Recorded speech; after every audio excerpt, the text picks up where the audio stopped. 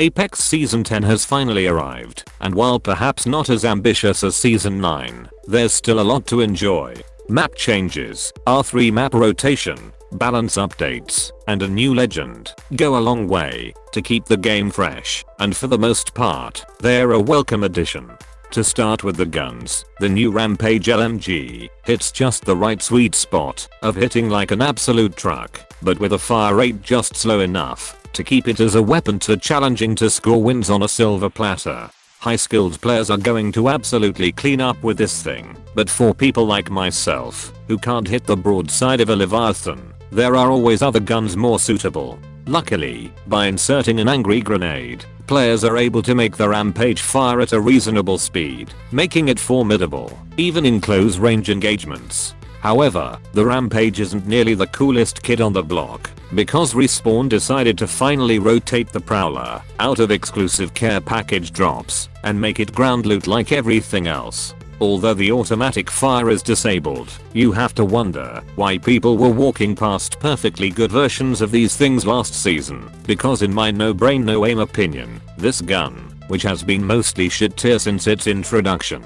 is easily the strongest close range weapon in the game right now. Even if I was 1 meter away from my opponent, I'm still rocking a Prowler over a shotgun, because when you consider its laser straight hip fire, they have less of a chance of winning than me getting invited to a YouTube rewind. However, this isn't the only gun which has made a transition from meme to S tier, with the L-Star also outclassing shotguns at close range, now being able to take all attachments like any other energy weapon. The meme meta has finally come. As for balance changes, the eternally weak Fuzz has obviously made friends in high places, with his cluster charges now lasting for twice as long, while his fire can provide wall hacks for some fucking reason. Fuzz was always a strong character if you came across a team that was bunched up and already weak, but now he's become the king of confirming squads that have been even slightly tickled by whatever cheeky shit decided to shoot at them. Caustic also received a buff, thank fuck, as with the old patch, enemies could literally stand in your gas for 20 whole seconds before going down, and that's assuming they didn't decide to heal or just take 3 steps in any direction. This season however, this shit will deal more damage for every 2 seconds of exposure, with no cap to the limit. From a fun training range experiment, we managed to get these ticks to a grand total of 18 damage, but viewers who can beat this record are free to show me up on Twitter. There are a few legends who notably didn't get a buff, but before we even talk about their struggles, we should first mention Seer, Lil Nas X with a gun. Seer is a new recon character, whose tactical ability can spot targets for 8 seconds, briefly blind them, disable all abilities, cancel all revives and healing items, and expose real-time health bars for your entire squad.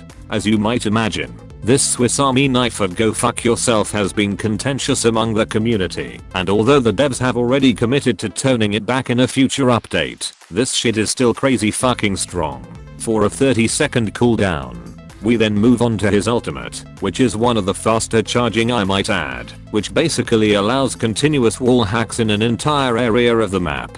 For attacking teams, this means you can walk into a team fight, get information from everyone in the area, and pretty easily clean up, because your squad with higher health, likely more ammo, and a real-time wall hack, should win that fight 9 times out of 10. You can also use this shit on defense, meaning that if you're trying to revive a teammate, you can do so with premium third squad insurance. Seer's last ability is being able to know whether people are within the area, their general direction, and whether your tactical would hit them if you happen to throw it through a wall. You'll even know if people are within sight, several hundred meters away, because your spidey senses will just tell you to look closer at those 3 pixels that are doing their own thing across the map.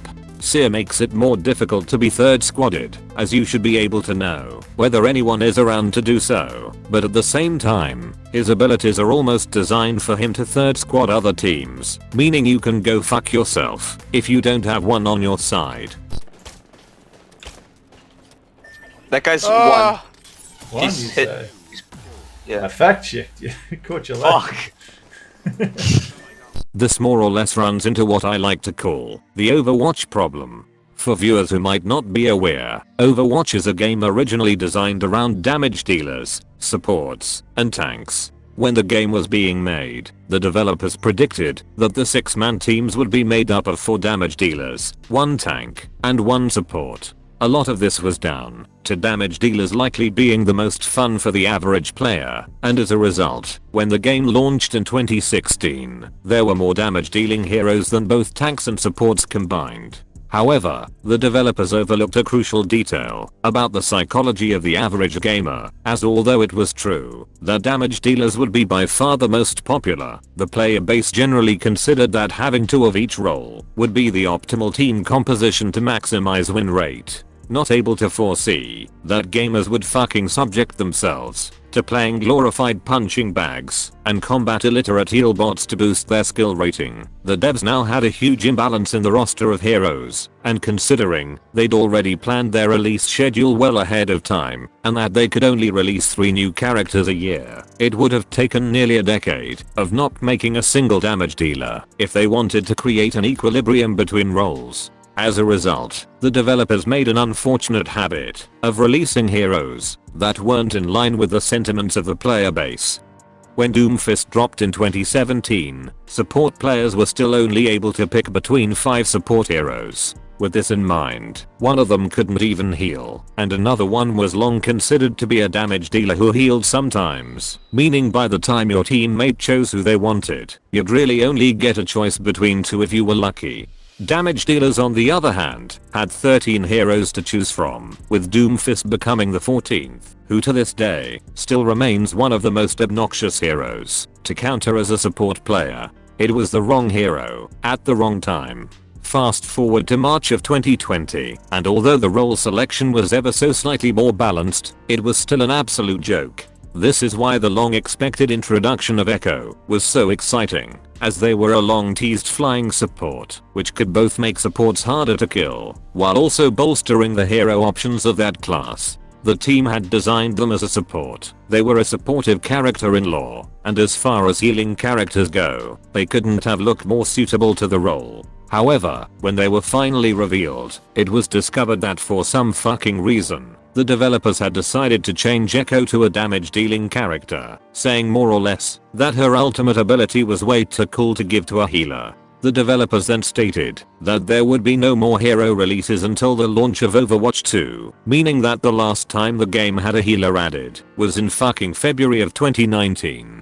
Once again, it was the wrong hero at the wrong time. Coming back to Apex Legends, Seer is a character who seems to have the same problems. I'm perhaps not as concerned about his balance, because as I understand, releasing characters overtuned is part of Respawn's data collection strategy, but rather, that Seer as a character isn't really what the game needs right now. In terms of broad classes, last season introduced a recon character in the form of Valkyrie, prompting many to believe that Seer might have filled some of the gaps already within the game. Although broad categories are somewhat meaningless, Apex divides its legends by offensive, defensive, support, and recon, and lo and fucking behold, supports still make up less than half of any other category. Perhaps this is down to these types of characters not being as immediately appealing to the wider player base, but forcing a character to be supportively useful and still engaging, while not having them lean on the foundation of information and wall hacks, are the kinds of heroes that I want to see within the game. Introducing a stealth legend who could go for those respawn banner clutches, or someone who could extract a teammate out of an impossible ambush, or perhaps one focused on crafting specific high value items, would in my opinion, be much more healthy for the game, as instead of fueling its more frustrating aspects, they could be used as a tool to remedy them. With this in mind, I'm going to give Respawn the benefit of the doubt and assume that they had him in the pipeline for a long time and had it planned for a specific reason. This doesn't, however, stop me talking shit about the neglected legends in the game. As someone who plays my fair share of crypto and likely wins more frequently than average, thanks to my coordinated 3-stack, I can't for the fucking life of me tell you why you'd run him over just playing Seer. The whole appeal of crypto is that while you might be leaving your team one man short, your ability to give them a real-time location of another squad should theoretically allow them to take advantageous fights. With Seer, however, you can do the exact same shit, arguably much more easily and effectively, and you're able to do this while actually being a third gun for your squad. On top of this, Crypto's whole special ability of knowing when another squad is in the area is also just a function of Seer, except he doesn't need to go AFK and look for a banner like an absolute chump, because he can just put his arms out, do a 360, and know exactly where the enemies are coming from. Having some way for Crypto to task his drone to do certain functions would go a long way to improving his kit, but we'll have to see how that turns out in a future update.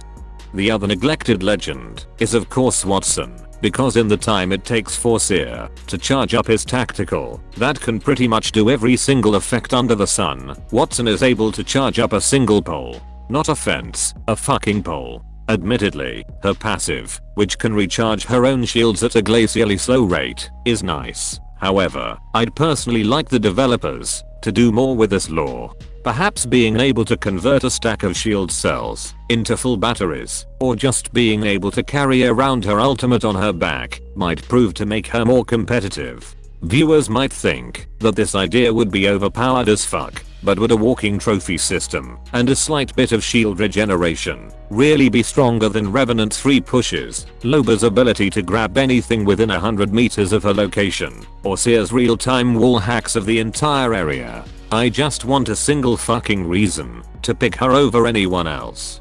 My other backseat balance changes aren't nearly as complicated. Rampart should be able to carry her ultimate, Loba should be able to pick up respawn banners with her shop, Pathfinder should get a passive, and Wraith mains should go fuck themselves. Never really knew she could dance like this. She make a man wanna speak Spanish. Como se llama? Bonita, mi casa, su casa.